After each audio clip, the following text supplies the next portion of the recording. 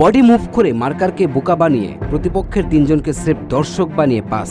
এটা দেখে ভুলেও ভাববেন না ফুটবলারটা রোজারিও নক্ষত্র লিওনেল আন্দ্রেস মেসি। না, এটা মেসি নয়, ওই যে ছোট্ট মিষ্টি শিশু থিয়াগো, যে লিওনেল মেসির ব্যালন ডিওর হাতে নিয়ে খুনসুটিতে মারত। ছোট্ট বাচ্চা থিয়াগো আজ চোখের পলকে অনেক বড় হয়ে গেছে। বাবা লিওনেল মেসি ভক্তদের জন্য নিজেকে তৈরি করছে আর্জেন্টিনার জার্সিতে 2030 বিশ্বকাপ খেলার জন্য।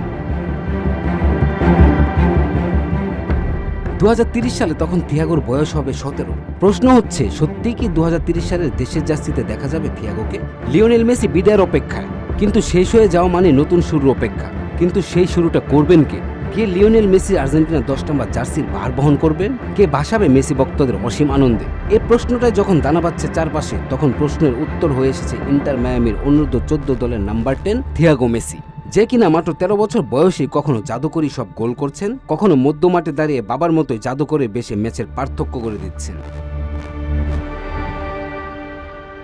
নিত্য নতুন রেকর্ড গড়ছেন থিয়াগো। বাবার লিগাসি বহন করতে রোদে পুড়ে ঘাম ঝরিয়ে নিজেকে তৈরি করছেন।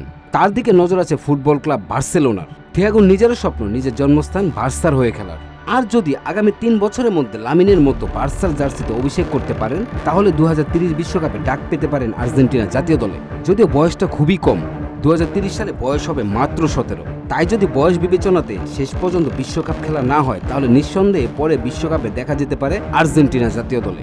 সব মিলিয়ে আরও একটি ধ্রুবতারা পাচ্ছে আর্জেন্টিনা। এবং শেষে একটি কথা বলতে হয়, note this name, it's Thiago Messi.